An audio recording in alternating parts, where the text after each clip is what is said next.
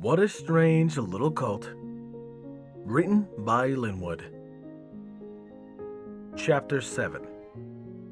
Perspective. Saturday evening. Yo, Gabe, I'm home. Rainbow Dash pushed open her front door, relishing the flow of cool air that washed over her body. It had taken going to work on the weekend, but Rainbow finally had made up the shifts that she had missed the day she rescued the Colt. She took off her goggles and hung them on their hook by the door, rubbing her face. They always liked to leave sore spots around her eyes, especially when she was building the frame of a rainstorm. Her muscles ached to the bone, and she felt like she'd been drained by a vampire bat. Gabe? Hey. He said exactly where Rainbow had left him at noon, at the edge of the foyer, on the cushion next to his pencils, and hunching over his pad of paper. Tank napped nearby, and it looked like Gabe had even given him his own little cushion. The pad had been showed a great deal more scribbles since last she saw it, and its owner was surrounded by a little squadron of crumpled up balls of paper and a fleet of pencil shavings. Can't wait to see what he drew. Right after I hit the shower. The Pegasus Mare returned to the atrium 15 minutes later, rubbing the last of the water out of her damp mane, her spirits higher and her coat fluffier. So, Gabe? She said, hopping down to the bottom floor in a tiny flight. How's things? I see you managed not to burn the house down. He looked up from his paper and tilted his head. This house can burn down? Isn't it made of clouds? Yeah, that was kind of the joke. And it went right over your head. Well, you can't win them all. Oh, good one. He said with the enthusiasm of a pile of shale before looking back at his paper. Rainbow huffed a little laugh. So, how's the drawing going? Did you use the, HBs yet? Gabe groaned a little, frowning at his hoof, of all things. It's too hard to hold my pencil. I can't make the lines straight. It's, not what I'm used to. Why not just use your mouth? Rainbow said with a raised eyebrow. The Colt stuck his tongue out at that. Gross. No, thanks. I'd rather just learn how to use my stupid huff. Ugh. Rainbow hummed a half response and trotted up to look over the Colt's shoulder. It only took a second to recognize that the countless wobbly, squiggly lines coalesced into a form of surprisingly familiar sight. Hey! Her head popped up and looked around. You drew the big room. And in a surprisingly good detail, despite the line's shivery crookedness. She recognized the pillars next to the front door, her awesome Wonderbolt statue, even the pattern on the floor, all realized in a startlingly accurate yet jittery perspective. Holy crap, it's like the room is boogieing down. More like I tried to draw the big room, he grumbled, scratching the paper a little more with the pencil. I can't make any of these lines right. My arm moves differently. It's set up all weird. Arm? Whatever. Rainbow snorted. You're selling yourself short, kid. This looks pretty freaking good to me. Gabe traded his pencil for the eraser and used a green hoof to mush it against the part of the drawing that apparently did not meet his standard of quality. Lo and behold, when he took away the gray mask, the paper looked a bit less streaked with pencil. Hey, how'd you do that? The little Colt looked up at her and blinked. Huh? Rainbow pointed at the gray blob. How did it erase? You didn't even rub it on the paper. Oh. Gabe held it up and examined it with one brown eye. I don't know. It sticks to it, maybe? Then he began stretching and squishing it between his hooves like the world's least appetizing gum. Why are you doing that? Rainbow leaned in to examine it. The mask smelled like warm rubber and hoof, though maybe she shouldn't have been surprised at the second part. Guess it cleans it? Gabe sounded bored. How? He flashed her a self-satisfied grin and responded. Magic.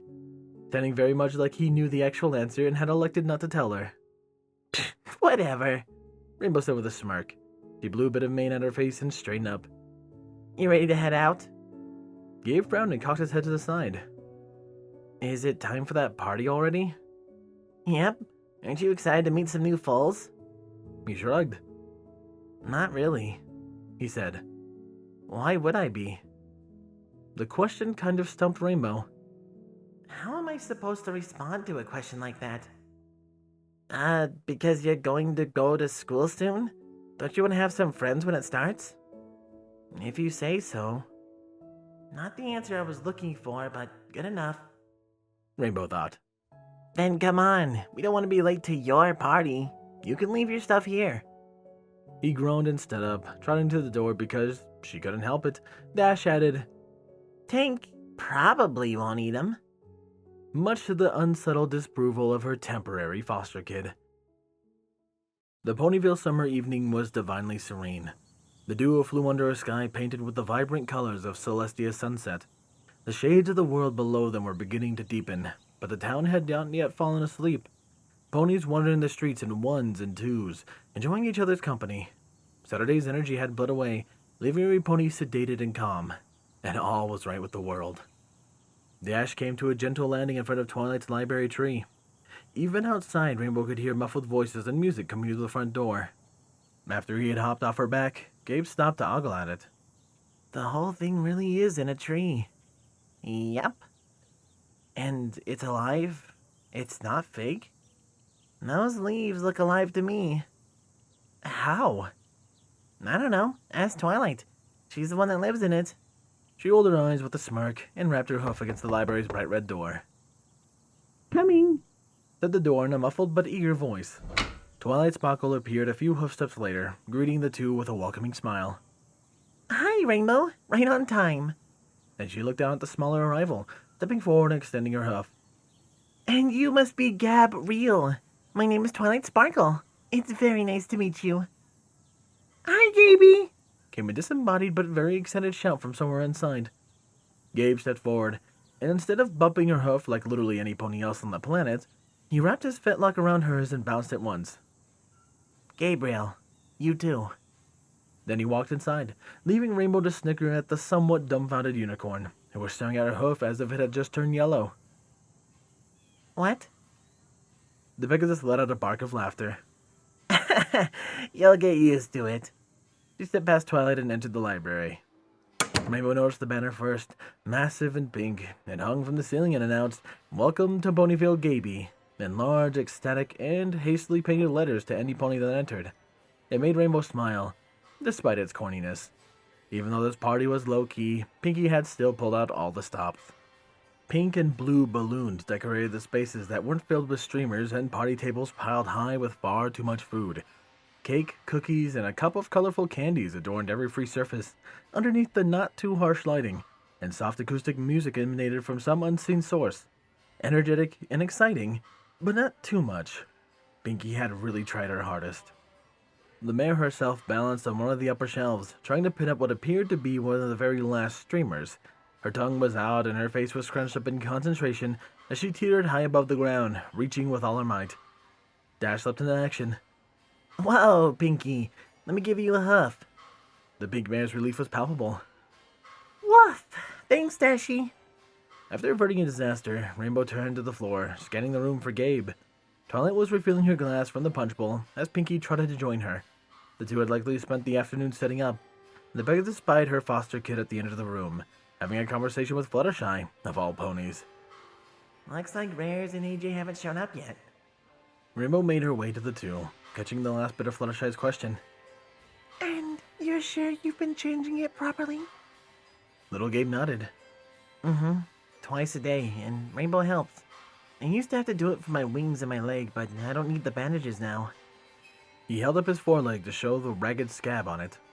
Picking the old stitches out this morning had not been fun, but Rainbow had noticed more of his coat had grown in over it than she expected. May I?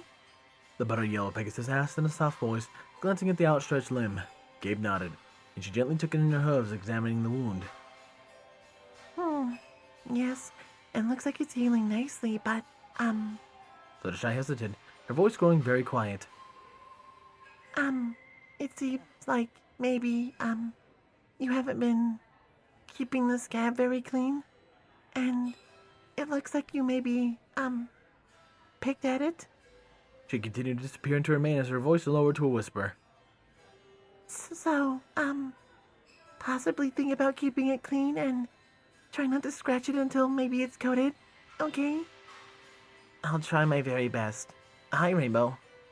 Her timid friend finally noticed Dash standing beside them, and it made her squeak, pulling her hose back. Oh, She said a moment later, and she remembered herself and hid a little less behind her soft pink mane. hi, Rainbow. Sorry, I didn't see you there. The Cyan Pegasus smiled good-naturedly. All good, Flutters. I see you met Gabe. Fluttershy smiled, emerging just the tiniest bit. Oh, yes. Gabriel is a very polite young stallion, and I'm very impressed that he's attentive to his injuries. Most foals, aren't so good at that. Thanks, miss, The Colt said. and not to be rude, but it's Gabriel. She blinked. Oh, did I get it wrong? I'm sorry. It's all right. Gabe said with a sigh. Not a single one of you has gotten it right on the first try. Most of you say Gabriel, but it's all one word. Gabriel. He sounded out each syllable, and Fluttershy nodded. Gabriel. That's a very, interesting name. Thanks, He said with a smile. I'm gonna go get some punch. He then turned on a bit and trotted away. Rainbow gave a Fluttershy a grin. So, what do you think?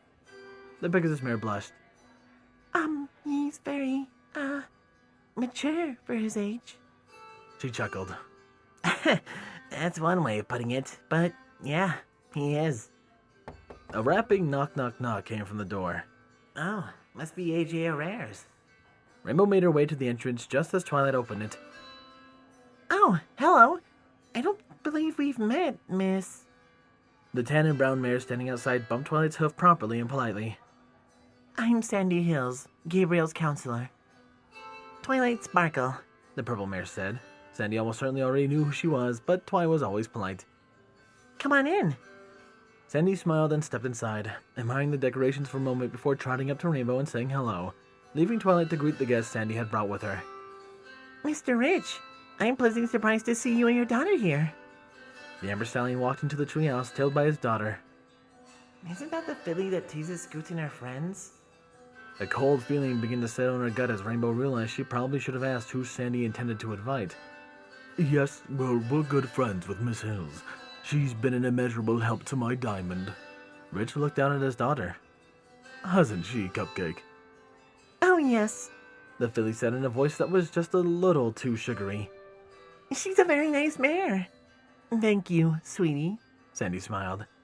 Let me introduce you to Gabriel. As the three began walking over to the forest green colt, who was currently having trouble reaching the punch bowl, Rainbow heard Diamond ask her father a question. Daddy, when will Spoon be here? Soon, Cupcake. They said they'd make it. Her father answered a bit tiredly. After Twilight closed the door, Rainbow wrapped a hoof around her shoulder.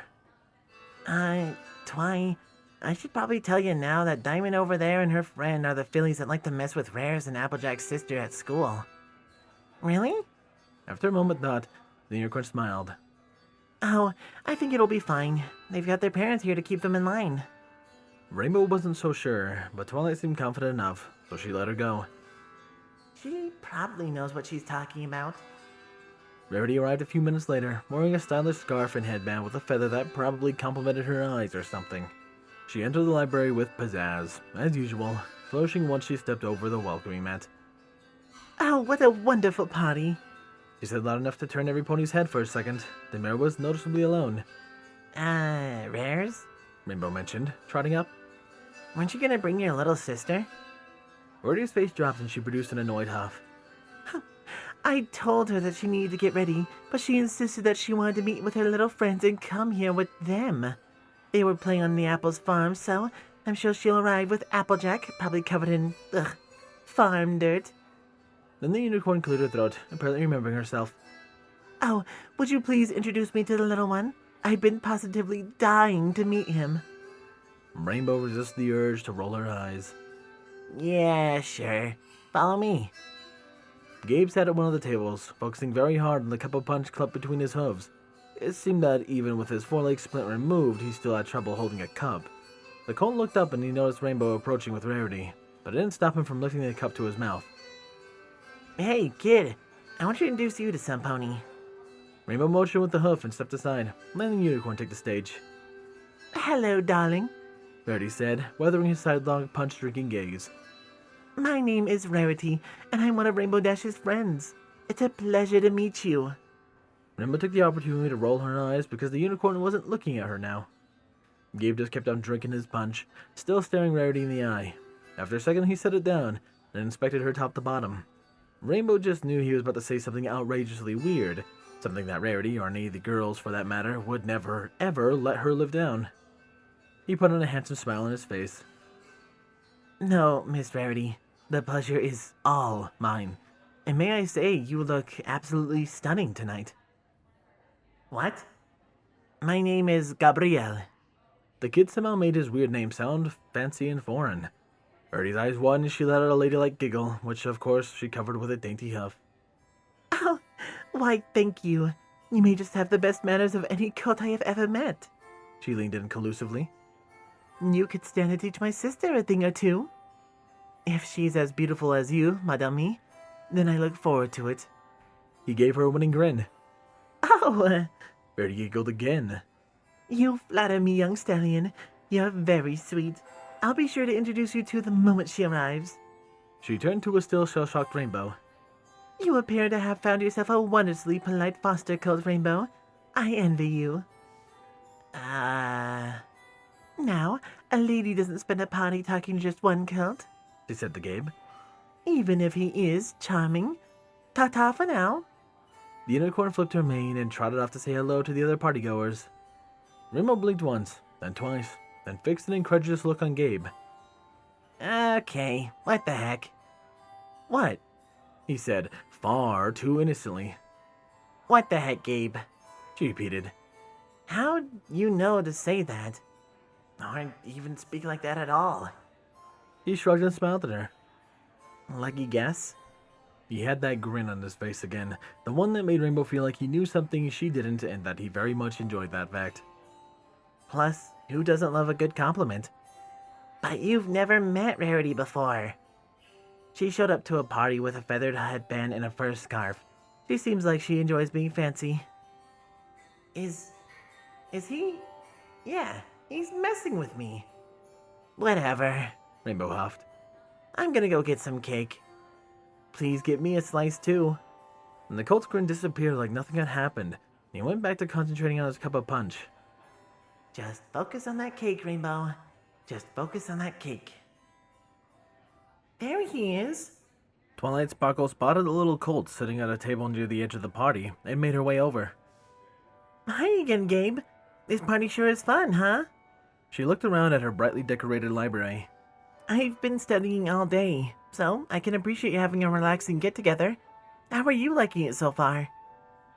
The Colt looked up from his cup and gave the room a cursory glance. Every pony but Applejack and the fillies were here, and the mellow conversation flowed through the air. Definitely a relaxed party. It's pretty good. He took a sip. Pretty good party. Twilight cleared her throat. Ahem. I wanted to give you a bit more of an introduction than just a name. Gabe nodded, motioning with his hoof to let her continue. My name is Twilight Sparkle, but you already knew that. This is my library. I live here with my number one assistant, Spike. Has he introduced himself yet? She swiveled her head around. He should be here somewhere. And if he doesn't say hello, he's also gonna get an earful. How's the tree alive? Twilight blinked.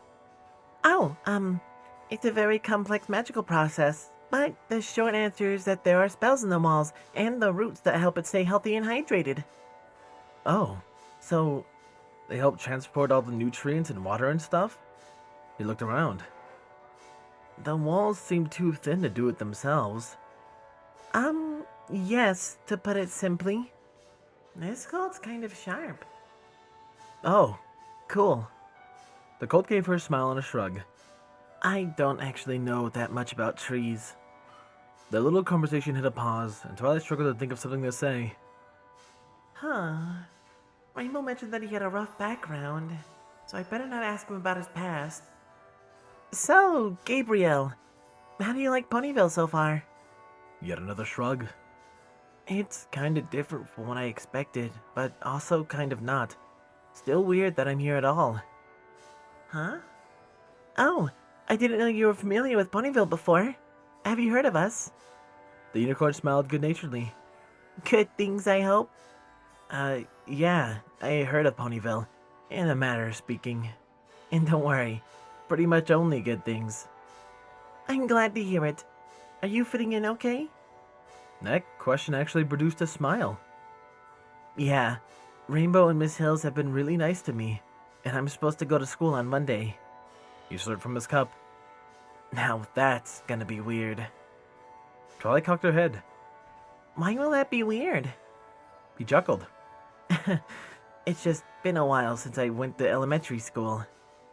I'm sure you'll pick it up again quickly. She made what she hoped to look like an encouraging smile, and the Colt nodded and took another sip of punch. Another lull. Think, Twilight, think. What do falls like to talk about? Bugs? She grimaced inwardly. No, that's what you like to talk about as a filly. Maybe he likes... Miss Sparkle, can I ask you a question? Uh-huh. She blinked in a way Owlicious would have taken pride in.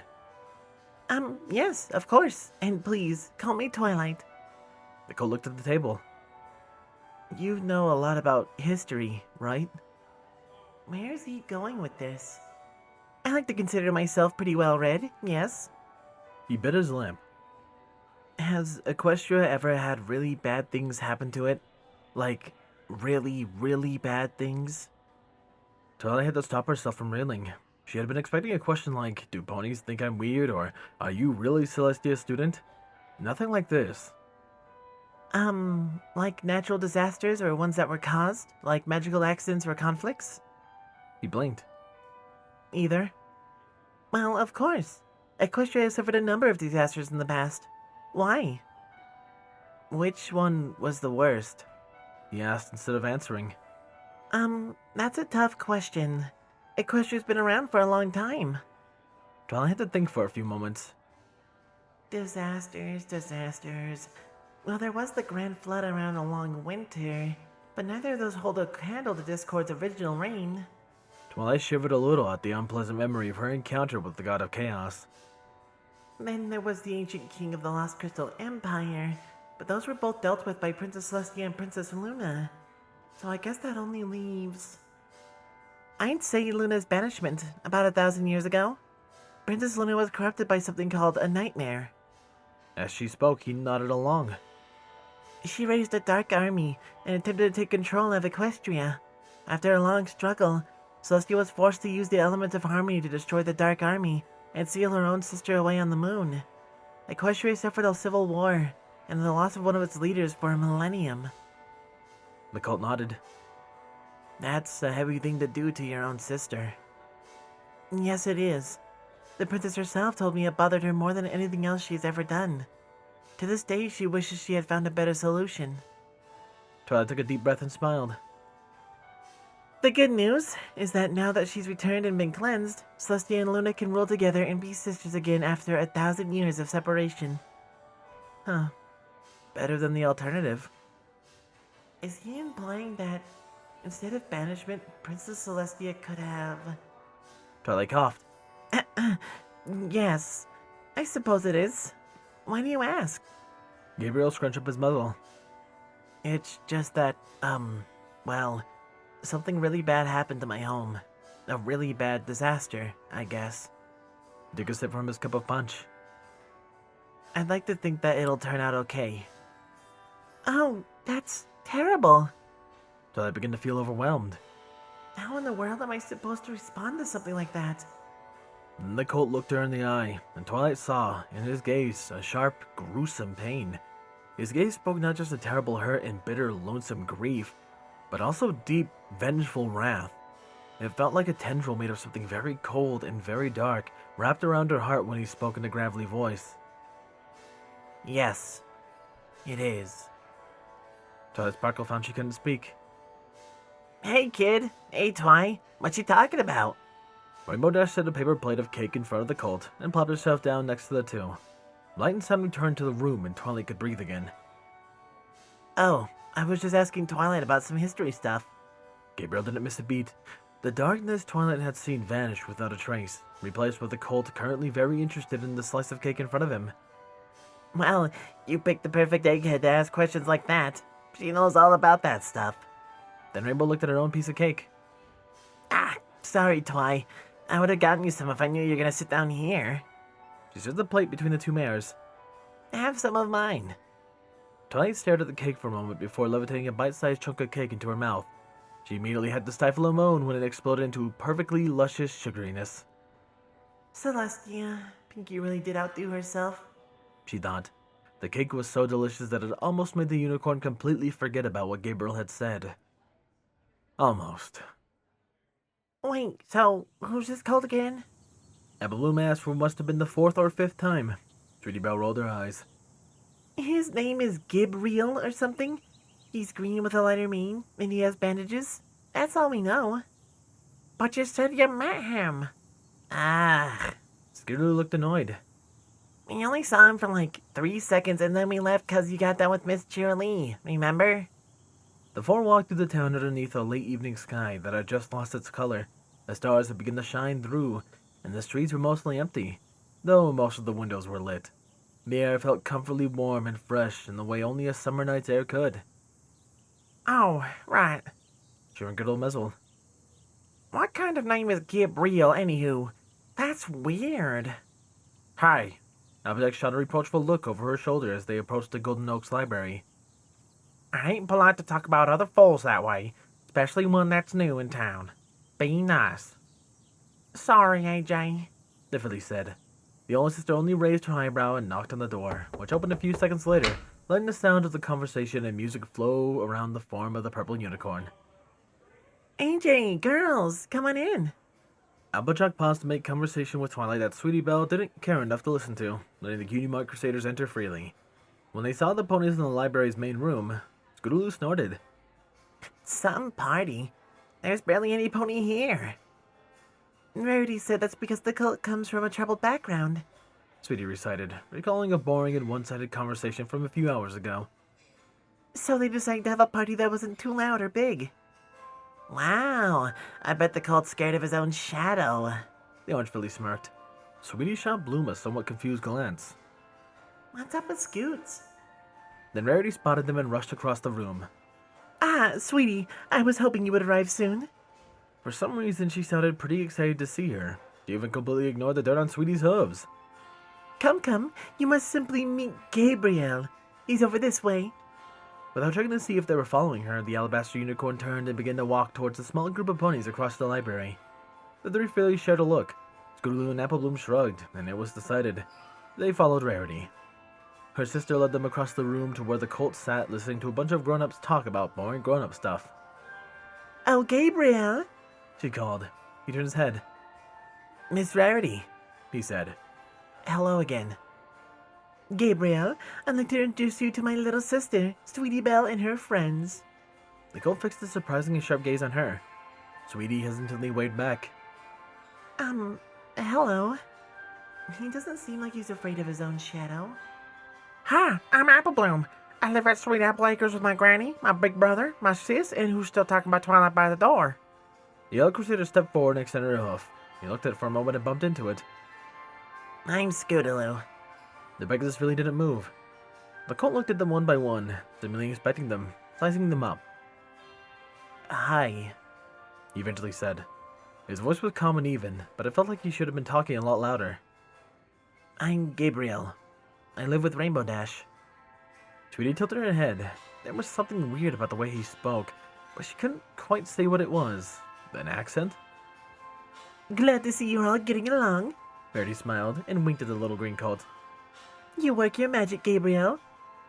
What the heck is that supposed to mean? Sweetie thought. Her older sister did a little pose and went off to greet Applejack, leaving the young ponies to stare at one another. Scoot snorted. So, Gabriel, how'd you get so beat up? The way she spoke almost sounded like sneering. Sweetie Belle shared another look with Bloom. Gabriel, he repeated and twisted around to look at the bandage wrapped around his middle. And, I don't really remember. Psh, so you don't even have a cool story about it? Scootaloo smirked at the Colt. That's kind of lame.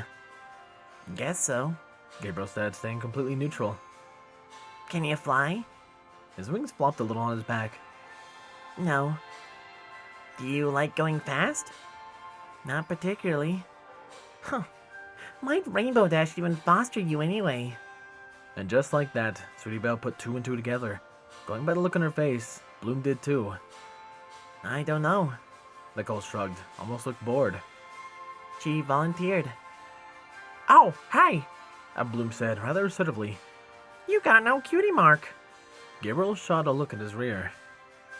Yeah, looks that way. You're like us. We don't have cutie marks neither. She turned and pointed a hoof at her rear. The Colt nodded sagely. That is true. We're all searching for our cutie marks. Sweetie chimed in, sensing that Bloom was needing some help. So we formed the Cutie Mark Crusaders. The green coat tilted his head. What's that? He asked in a flat voice. It's a pact. Apple Bloom said dramatically while waving a hoof in the air. We joined forces to discover our special talents. Don't you want to know what your cutie mark is? Not really. Apple Bloom nearly tripped and Sweetie swallowed a glob of her own spit, choking a little. Even Scootaloo, who until this point had been semi-pouting, widened her eyes a smidge. What? Bloom said. But a cutie mark is a symbol of who you are. Without one, you ain't gonna get anywhere in life. He shrugged. Seemed like I made it this far just fine without it. Doesn't really bother me. It struck her as absurd to hear those words coming out of another fool's mouth. Sweetie reeled. How can somebody not care about this sort of thing? You don't want to know your special talent? That Bloom looked like her world had been rocked. He snorted. Kid, there's only one thing I've ever been really good at, and if I can help it, I'm not ever gonna do it again. Well, well, well. The voice sent shivers right up Sweetie's spine. Looks like the loser cub found a new recruit. The nasty, snarky remark was backed up by an equally nasty, equally snarky giggle. You said it, Diamond. The stuck-up brat duo shouldered their way into the full circle, standing with their heads up high and their noses raised ever so much. Diamond Tiara and Silver Spoon. What the hell are these jerks doing here? What idiot let them get invited? It's just like them, the little gray filly said, flipping her mane. You know how those blank flanks need to stick together. Sweetie snorted in anger. The fact that these two horrible fillies could pull garbage like this in the middle of this Colt's welcome party, without any adult ponies caring, made her want to stamp her hoof. And we can't go help either. We'd never hear the end of it. The two rounded on Gabriel, singling him out. Sweetie looked to her friends, trying to tell what they were thinking. Bloom looked at the same place that she was, but Scootaloo looked conflicted. The Unicorn could tell that her envy for what Gabriel had and her hatred for what Diamond Tiara did were warring inside of her friend. So, Gaby, what's the deal with this party? Diamond asked. Don't you have more friends to invite? Yeah, sneered Silver Spoon. There's barely any pony here. The Colt managed to hold an even face. I don't know any pony else. Oh, that's right. You have no friends, do you? She snorted, turning away. I guess I can't expect much from a baby blank flank like you. Her little sycophant hid her laugh behind her hoof. Guess not, the Colt said in a very disinterested sounding way. Uh-oh. Diamond's head whipped back around to face the Colt. Judging by the look on her face, she didn't like being challenged. Not one bit. So, how did you convince your fake mom to throw this lame party for you? Did you have to beg? Gibber rubbed his chin. I'm pretty sure my fake mom decided to throw this party on her own, and then asked if later if it was alright. He shrugged. I don't know. I wasn't there. Real nice of her, though. Yeah, it sure was nice of her. It must feel really bad for you, such a sad little Colt, all wrapped up like a baby, added Silver Spoon. Her insults were never as good. Sweetie heard Scootaloo snort quietly beside her. I know for a fact she does. The pink earth pony put her face so close to the Colt's that their manes were touching. He didn't move a muscle, looking at her with half-lidded eyes. This Colt has the best poker face I've ever seen, Sweetie thought. Well, that makes sense. It's not hard to feel bad for pitiful little Colts like you. Colts who pretend like they don't care a bit. But I can see right through you. You think your little act is gonna make you seem any less weak? She jabbed a pink hoof into his neck and he still didn't move. He didn't even break his bored eye contact. You You know why ponies don't feel bad about me? Because I don't need fake parents. I have a full, happy family. Now their eyes were nearly touching. How has nobody noticed her doing this yet? Come on! Then Diamond hissed, possibly the meanest words Sweetie has ever heard her mutter through her clenched teeth. Remind me again, why do you need a fake mommy? That was a step too far. Sweetie Belle couldn't stand by and watch any longer. Alright, quit it. She shoved herself in between the two foals, forcing Diamond to take a few steps back. DT, what is wrong with you? Yeah. Apple Bloom stepped beside her, putting a reassured smile on Sweetie's face for a moment. You gotta back off. I'm not gonna let you say such horrible things to a new Colt. Diamond snorted, entirely unintimidated. And of course, the loser squad steps in for their loser friend. He looked at Scootaloo, who hadn't moved. What's wrong, chicken? Is somebody jealous that Rainbow Dash is giving a wimp like that her attention? Are you just now realizing that she even thinks he's better than you? Bloom stepped forward, red in the face. Listen here, ya. A deep green hoof cut across her front. Gabriel stepped between the two fillies, protecting him, putting himself right in front of Diamond Tiara. He shot a look over his shoulder. I appreciate the help, girls, but don't worry about it. He spoke as if he were waving off Saponi offering him a bite of their food. Polite but clear. Oh, the big blank flank Colt all grown up, standing up for himself, said Silver, widening the smirk on Diamond's face. Gabe glanced at the place where his cutie mark would appear and turned back to them, still holding the perfectly even, almost bored tone of voice. But Sweetie swore she saw his eyes narrow just the tiniest bit. You know, I forgot that little kids care about the most absurd things. Oh, what? Diamond laughed. We're both older than you, and we got our cutie marks.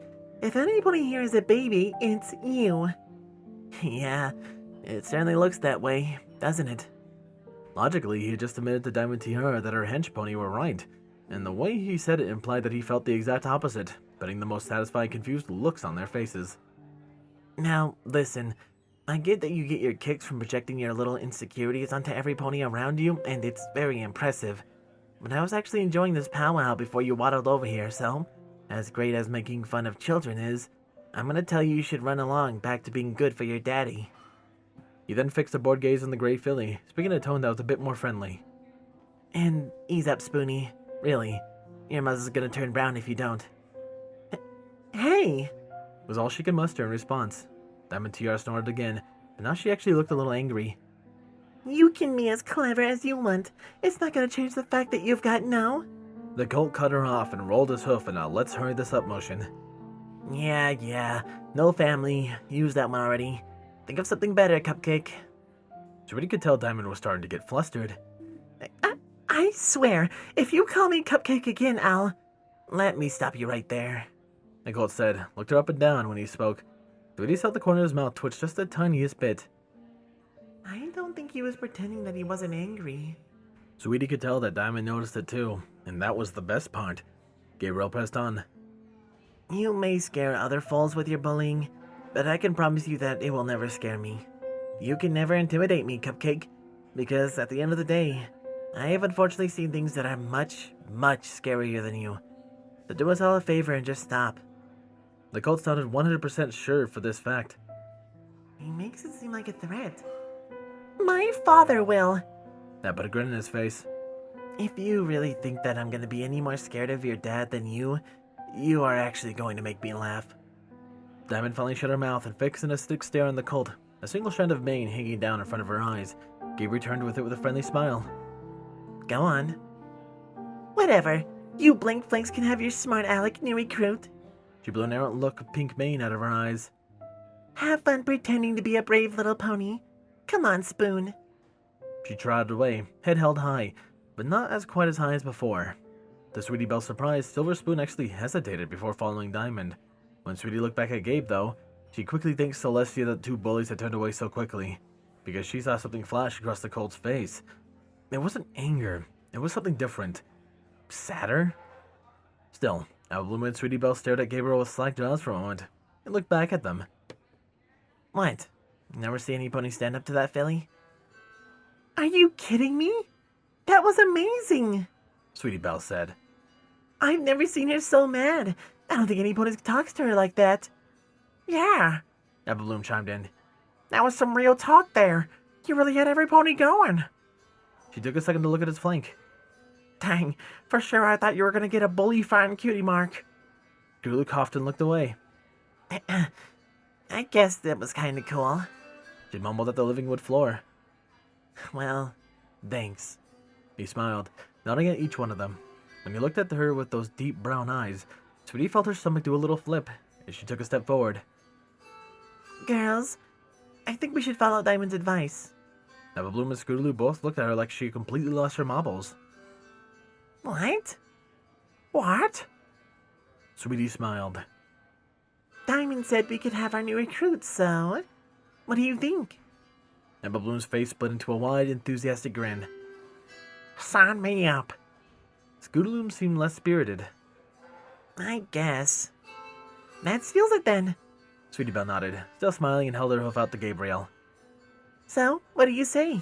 You want to be a cutie mark crusader? He examined her hoof for a moment, then wrapped his hoof around hers. Yeah, sure. Sweetie's eyebrows shot sky high and her mouth formed a little O when she felt him squeeze her hoof tightly and lift it up and down.